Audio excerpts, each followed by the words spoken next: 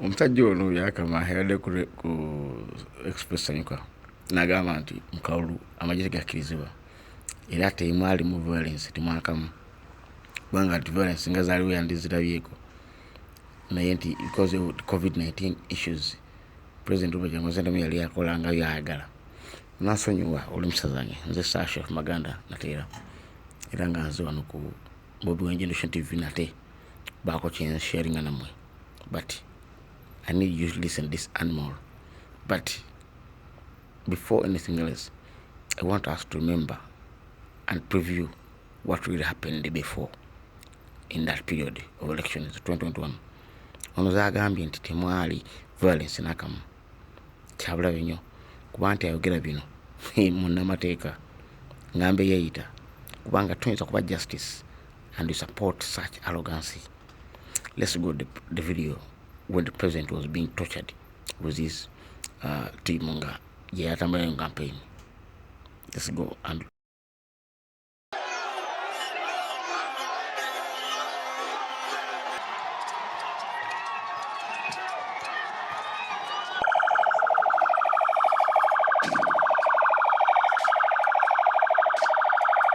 even when they chased us to the dusty roads, we were using the dusty roads, still they came and blocked the way. Now we are going to walk there, or we are going to find an alternative. Oh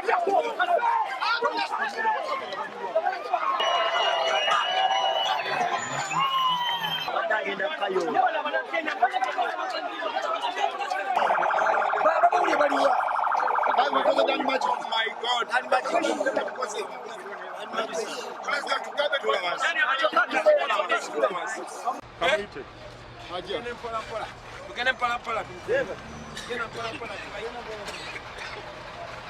I am a presidential candidate and it is my right to campaign to reach out to the voters.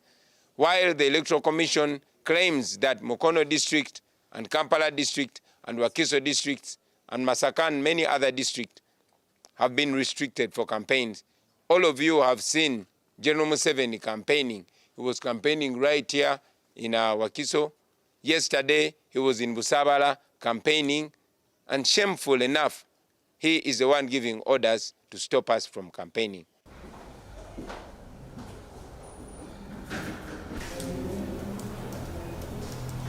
Building on the violence of November 18th, 19th, and the violent actions of security agencies countrywide, I think Uganda is better described as a situation where the state agencies are at war with the citizens than a country preparing for a free and fair election where citizens are supposed to express their sovereign rights by choosing their leaders.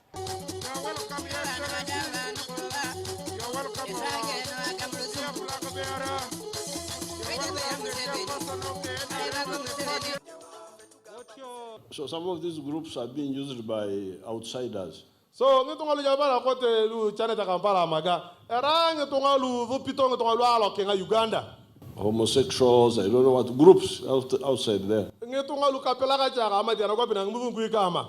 Who don't like the stability of Uganda and the independence of Uganda. But they will discover what they are looking for. Director never reached program. Normally we do from that side. It is a difficult time, but I think citizens have no choice other than to participate for purposes of building a political base. Because we cannot give up on our country.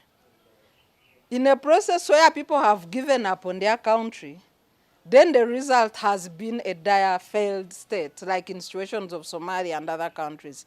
And I don't think we can afford to go that way, given that we are both a landlocked country and a highly dependent country on foreign aid.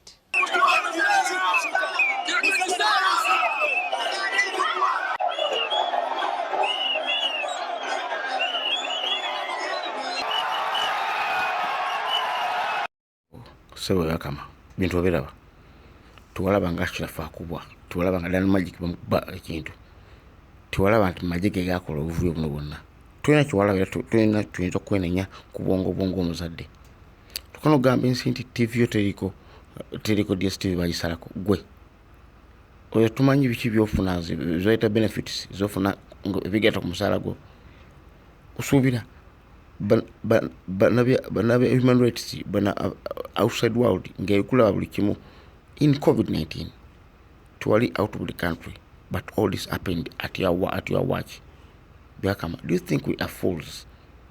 Do you think you can still lie us and put us to that idiocy? Fine. Tukine maso. Neme tuwabira Byabakama. Let us continue and see. It's the Army Week, and many activities of the UPDF have been lined up. Seen as the most effective facet of power in Uganda's body politic, the Army says it will ensure that the 2016 election is peaceful. Peaceful election before, during, and after elections. So we are not preparing for the aftermath. For us, it is business before, during, and after elections.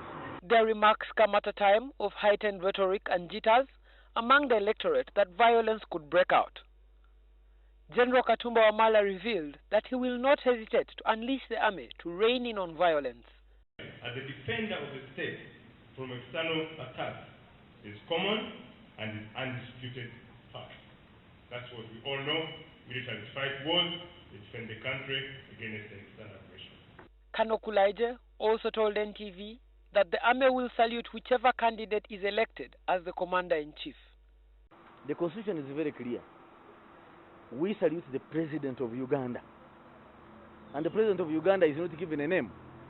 In 2011, the EU monitoring report cited incidents where the army intimidated voters in Bududa and Budadiri districts using heavy army deployment and movement of troops on the polling day through the district's feeder roads. Raymond Mujuni, NTV. With Uganda's general election fast approaching, attacks against members of the press by security forces have caused outrage. Journalists, especially those covering opposition candidates and protests, have been arrested, beaten, and had their equipment confiscated or destroyed. A press freedom watchdog says it has documented over 100 attacks since November.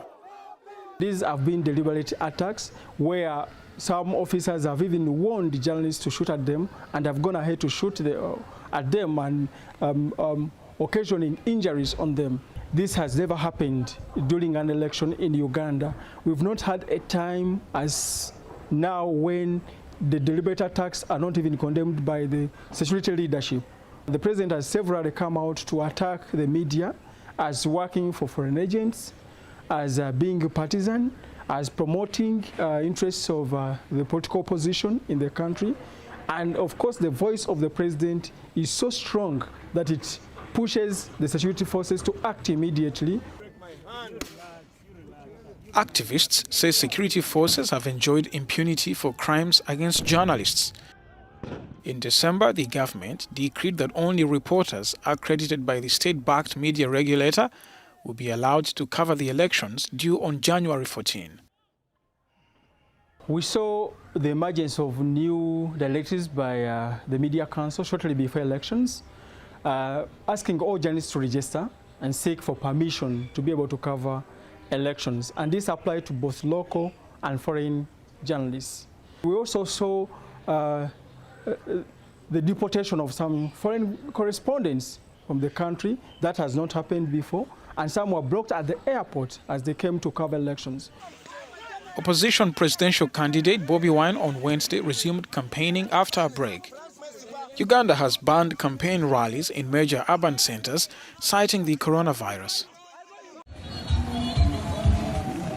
The lead up to Uganda's national elections has been marred by increasing violence, numerous human rights violations and restrictions imposed on opposition candidates and supporters.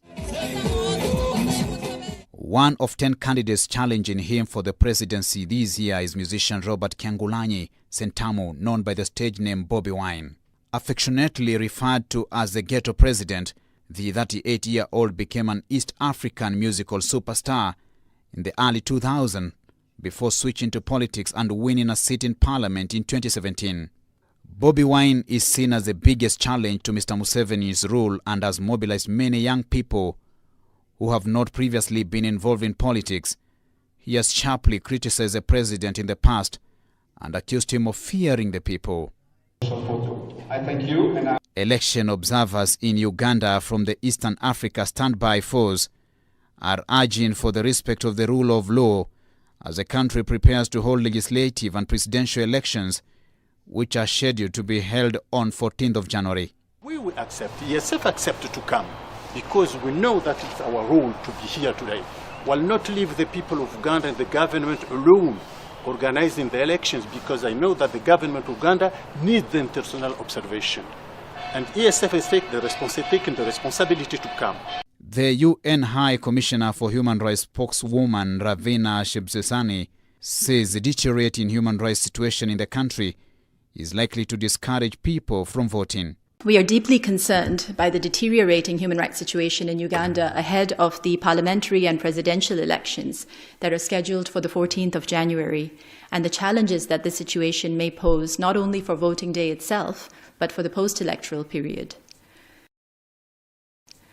In the run-up to the election, numerous human rights violations have been reported, including of the rights to freedom of expression, peaceful assembly and participation, as well as arbitrary deprivation of life, arbitrary arrest and detention, and torture. Museveni has no designated successor within his party, and in 2017 signed a law removing a presidential age limit of 75, allowing him to run again for the presidency. He has seen off a number of challengers to his rule over the years, notably long-time opposition leader Kizza Besigye, who was arrested numerous times and decided not to run again for the presidency in 2021. Sebo tataya kama waliwa nga president akawa waliwa nga abamresi wogira waliwa nga TV zewo bilizuandika waliwa kicho tusubira tukule nga tunule such idiots and stupidity zimkwesa ngamuroza time will come and time will tell. This will happen soon, and your government is going simacholi gambansi nakongerere yetu jude na bulumi naye time will tell this. I sign out for now. I remain Sasha of Maganda, and please subscribe if you're new on Bobi Wine Generation TV. Eda njagala oberenga osobola kusharinga olakinga commentinge wendo oza kutumba kumusajuni wayogeza amalala na matanta. Thank you very much for now. So watchali mpya, please subscribe genda ku YouTube channel otekamu Bobi Wine Generation TV. Subscribe bingi bichaja.